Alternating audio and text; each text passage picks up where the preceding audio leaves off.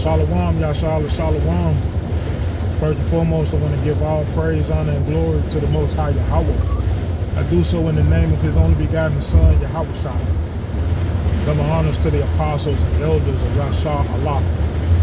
Call Haloyam La Yahweh Bahasham Yahweh Shai Bahasham Harakakadash for blessing our elders with the spirit of truth so that we may know. Shout out to the Akim and the Akwak that's keeping the faith in the work. Y'all keep at it. It's your brother Abaya coming at you with more quoted precepts. Scripture tells us, in our patience possess ye your soul. In your patience possess ye your soul. In our suffering we maintain ourselves. Alright? And that suffering has an end. Alright? And it looks like the end is near, like it says in, I want to say 1 Peter, and I want to say chapter 4. Right? The end of all things is at hand, is near, is here. Alright? The devil kept saying, 2030 they want this implemented, and by 2030 they want that implemented. And it's exciting, It is like we get. Alright, let me put it like this. I was in the military myself. And in the military, you have something called a PT test. I was in the Army, right? And you had to do a 2-mile run at a certain time, and they'll take you to a certain area that was familiar to you, so you can run your 2 miles. But you got to learn how to pace yourself. That's the whole key. You learn how to pace yourself until you get fit enough to either stay that pace or elevate, faster. But at the end, towards the end of the race, when you start seeing familiar areas that let you know you're coming towards the end of it, relate that to Yahweh by Shemi Yahweh Shai leaving us signs behind to let us know that the end is here. And we seeing all of the end time signs happening, right, at the same time. So same thing with the race, or with the test rather. Once you see certain areas, you start pick up, you feel different, because the struggle of the struggle of running those 2 miles is almost over, right? You start to see the finish line, and a different.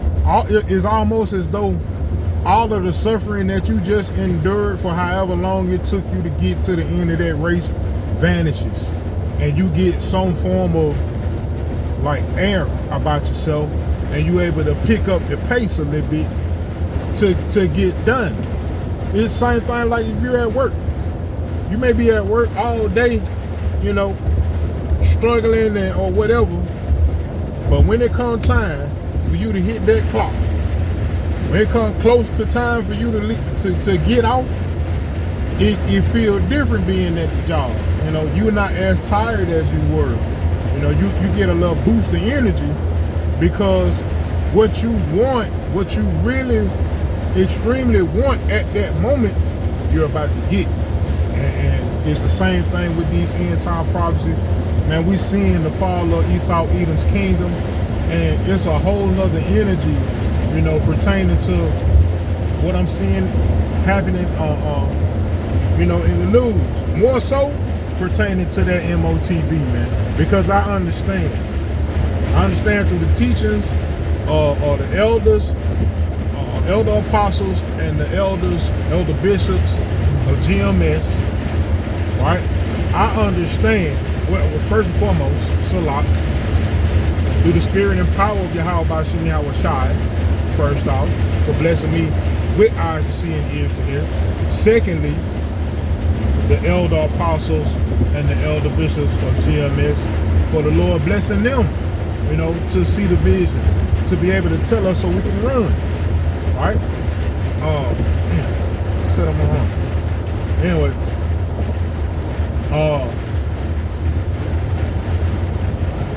Salah, kind of lost my train of thought right there. I ain't got to cut on my arm, I ain't even know it. But anywho, it's a blessing to be able to see these end time prophecies happening. And like I said, especially with the MOTB, right? I know the legislation that's being passed that Esau Edom is really putting forth to hinder Yasharala, you so-called black, so-called Hispanic, so-called Native Americans, and all our brethren around the world, but more so in the daughter of Babylon, right? Because this thing gonna be worldwide. Scripture says, "Cause it all, both small and great." So that's everywhere, right? With the BRICS nations, with the daughter of Babylon, with the digital everything, period. Through this double passing legislation and adding that with they trying to speed up and get things done by 2030, that lets us know we almost done, man. We almost out of here, because Scripture tells us that Yahushua is coming back in the midst of World War III. Yahushua is coming back in the midst of Jacob's trouble, right? And once the MOTB has made its rounds to the unbelievers and the people, that's gonna take it, then that's it. That's it, man. All right? That is it. So, man, I see the finish line, I can see the finish line. If you can't see the finish line, man, I don't know what to tell you. All right? That's between you and the Lord. I don't know. But it brings joy to me. That's all I know. All right? Scripture tells us weeping may endure for a night, but joy comes in the morning. So just like in the PT test, just like a job, right? You go through all of that mourning and weeping, but you best believe joy coming. And we can see it on the horizon, right?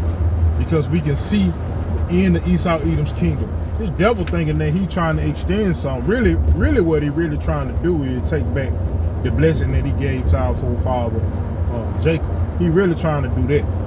He trying to make himself immortal with the transhumanism, right? He trying to create a literal heaven on this earth, the same blessing that the Lord said Jacob was gonna get in the kingdom. He trying to create on his own, but the Lord gonna only allow you so much, Esau, right?